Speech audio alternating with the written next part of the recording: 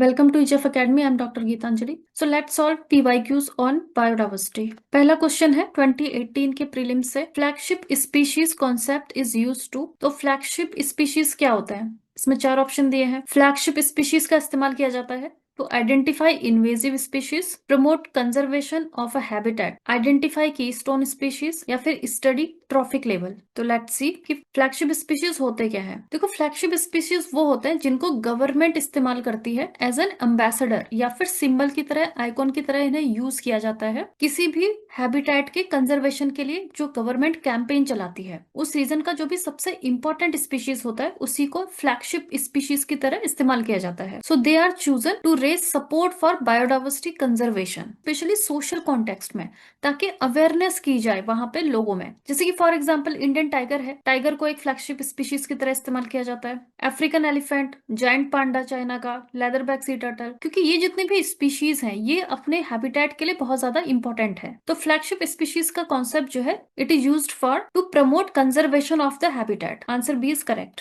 Next है biodiversity hotspots. It is very important question. Biodiversity hotspots के क्या क्या कैरेक्टरिस्टिक्स हैं? बायोडाइवर्सिटी हॉटस्पॉट्स होते क्या है? ये ऐसे रीजन्स हैं, ऐसी जगह हैं जहाँ पे स्पीशीज की रिचनेस काफी ज्यादा है। स्पीशीज रिचनेस मीन्स की बायोडाइवर्सिटी काफी ज्यादा है और हाई डिग्री ऑफ एंडेमिज्म भी वहां पे है। एंडेमिज्म मतलब उस एरिया में कुछ ऐसे स्पीशीज पाए जाते हैं जो कि सिर्फ उसी एरिया में मिलेंगे, कहीं और वो नहीं मिलेंगे। उसे हम कहते हैं एंडेमिज्म। तो स्पीशीज की बायोडाइवर्सिटी भी ज्यादा है और एंडेमिक स्पीशीज भी ज्यादा है। तो बायोडाइवर्सिटी हॉटस्पॉट का जो कॉन्सेप्ट है, इस टर्म को सबसे पहले दिया था नॉर्मन मायर्स ने 1988 में। उन्होंने डिस्क्राइब किया था बायोडाइवर्सिटी हॉटस्पॉट को एज अ बायोजियोग्राफिक रीजन जिसके दो कैरेक्टरिस्टिक्स होते हैं बायोडाइवर्सिटी हॉटस्पॉट्स के। पहला, exceptional level of plant endemism. It means कि वहां पे जो प्लांट स्पीशीज पाई जाती हैं वो एंडेमिक होती हैं, वो बाकी जगहों पर नहीं मिलेंगी। ऐसी एंडेमिक प्लांट की स्पीशीज काफी ज्यादा वहां पे मिलेंगी। और दूसरा, हैबिटेट लॉस वहां पे काफी हो रहा है। तो ये दोनों क्राइटेरियाज हैं हॉटस्पॉट के अकॉर्डिंग टू नॉर्मन मायर्स। फिर 1996 में सीआई ने, सीआई क्या है, कंजर्वेशन इंटरनेशनल है, इन्होंने अडॉप्ट किया था जो नॉर्मन मायर्स ने हॉटस्पॉट की जो डेफिनेशन दी है उसको इन्होंने अडॉप्ट किया था सीआई ने 1996 में। तो सीआई के अकॉर्डिंग कोई भी हॉटस्पॉट है तो उसके दो क्राइटेरिया होने चाहिए, तभी उस जगह को हॉटस्पॉट डिक्लेयर किया जाएगा। नंबर वन क्राइटेरिया यह है कि उस जगह पे एटलीस्ट 1500 स्पीशीज होनी चाहिए जो वास्कुलर प्लांट की स्पीशीज हो और एंडेमिक हो। तो वास्कुलर प्लांट्स क्या होते हैं पहले हम ये देख लेते हैं। देखो, वास्कुलर प्लांट्स वो होते हैं जिनमें जाइलम और फ्लोएम मिलता है। जाइलम और फ्लोएम, इन दोनों को वास्कुलर टिश्यूज भी हम कहते हैं। इस इमेज में आप देख सकते हो जो वास्कुलर प्लांट्स है ज्यादातर वो हायर स्पीशीज होती है प्लांट्स की। नॉन वास्कुलर प्लांट्स जिसमें कि जाइलम फ्लोएम नहीं मिलता वो छोटी स्पीशीज होती है मोस्टली, जैसे कि मॉस है, फर्न है, ये सब। तो वास्कुलर प्लांट्स में जाइलम होता है और फ्लोएम होता है। जाइलम का क्या काम है? जाइलम का काम है जो वाटर है, वाटर को प्लांट की पूरी बॉडी तक पहुंचाना। और उसके बाद क्या होगा, प्लांट में फोटोसिंथेसिस होगा और फोटोसिंथेसिस से फूड बनेगा। तो जो फूड बन रहा है स्पेशली लीव्स में, उस फूड को फ्लोएम पूरी प्लांट बॉडी में पहुंचाने का काम करता है। तो जाइलम और फ्लोएम का ये काम है। तो जो वास्कुलर प्लांट्स होते हैं, जो हायर प्लांट्स होते हैं, उनमें फुल डेवलप्ड जाइलम और फ्लोएम पाया जाता है। और जो नॉन वास्कुलर प्लांट्स होते हैं वो बहुत छोटे प्लांट्स होते हैं, उनमें ये अच्छे से डेवलप नहीं होता। तो सीआई के अकॉर्डिंग कोई भी रीजन बायोडाइवर्सिटी हॉटस्पॉट तब होता है जब वहां पे एटलीस्ट 1500 स्पीशीज होनी चाहिए वास्कुलर प्लांट्स की एज एंडेमिक।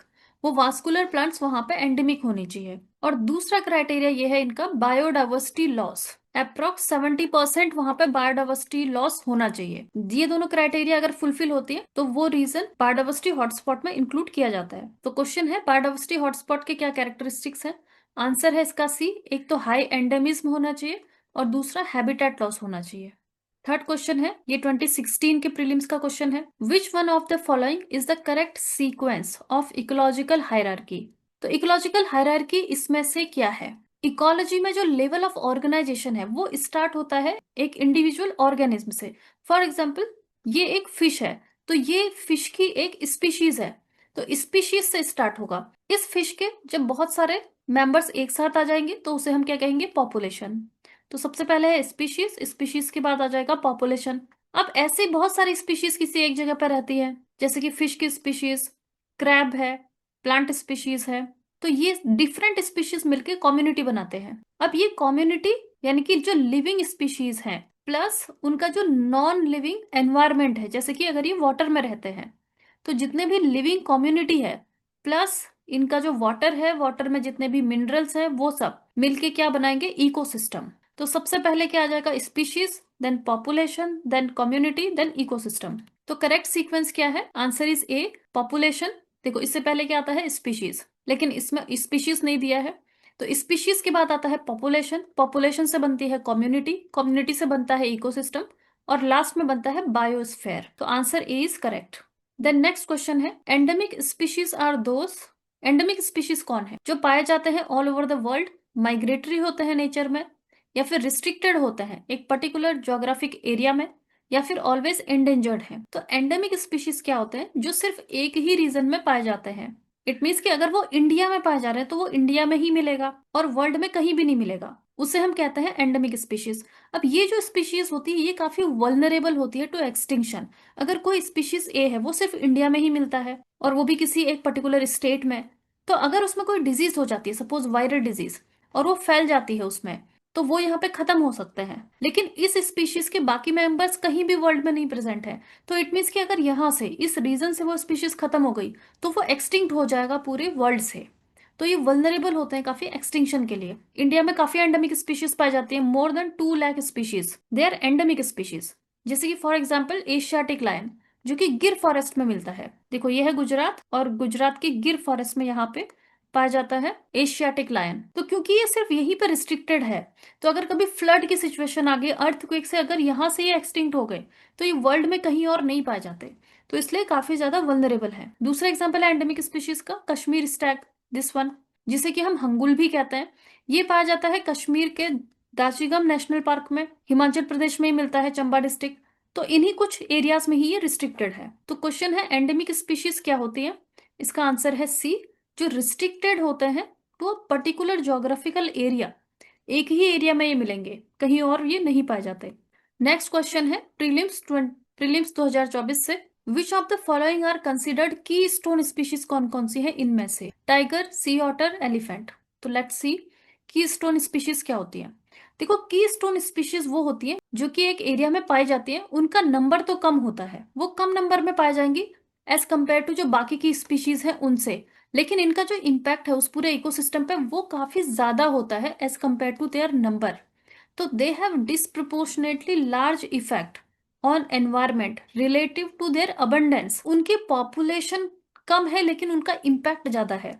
अगर वो इकोसिस्टम से लॉस हो जाए तो पूरा इकोसिस्टम उससे इम्पैक्ट हो जाता है। जैसे कि फॉर एग्जाम्पल जितने भी हमारे टॉप प्रेडेटर्स हैं, लायन, टाइगर, लायन, क्रोकोडाइल, ये सब की स्टोन स्पीशीज हैं, क्योंकि बहुत ज्यादा इनका कंट्रोल होता है या बहुत ज्यादा इनका इम्पैक्ट होता है अपने एनवायरमेंट पे जहाँ पे भी ये रहते हैं। ये रेगुलेट भी करते हैं बाकी जो एनिमल्स हैं उनकी पॉपुलेशन को, डायरेक्टली या इनडायरेक्टली। जैसे कि टाइगर है, अगर किसी एरिया में डियर की स्पीशीज रहती है, तो डियर की अगर 10,000 स्पीशीज हैं तो टाइगर के नंबर्स काफी कम होंगे, सपोज 500 है, लेकिन ये 500 इन 10,000 को कंट्रोल करता है यहाँ पे। अगर टाइगर्स यहाँ से एक्सटिंक्ट हो गए तो डियर की पॉपुलेशन बढ़ते जाएगी, और ये क्योंकि क्या है, हर्बीवोर्स है, तो वहां पे जो नेचुरल वेजिटेशन है उसको काफी डैमेज कर देंगे। तो इस तरीके से जो टाइगर है उसका काफी इंपॉर्टेंट रोल है अपने इकोसिस्टम में। तो दैट्स वाई ये है कीस्टोन स्पीशीज। तो क्वेश्चन है इन तीनों में से कीस्टोन स्पीशीज कौन है। तो आंसर डी है इसका, ये तीनों ही, टाइगर, सी ऑटर, एलिफेंट, ये तीनों ही कीस्टोन स्पीशीज हैं अपने अपने इकोसिस्टम में। नेक्स्ट क्वेश्चन जिसका आंसर आपको देना है, biodiversity refers to number of plants only, variety of animals only, variability among living organism at all levels, number of endangered species. तो ये यूपीएससी प्रीलिम्स 2013 का क्वेश्चन है and you have to answer it. You can join our affordable courses for Indian Forest Services, UPSC and NET JRF. Course registration link is given in the description box. For any query or doubt, you can contact us on the given numbers.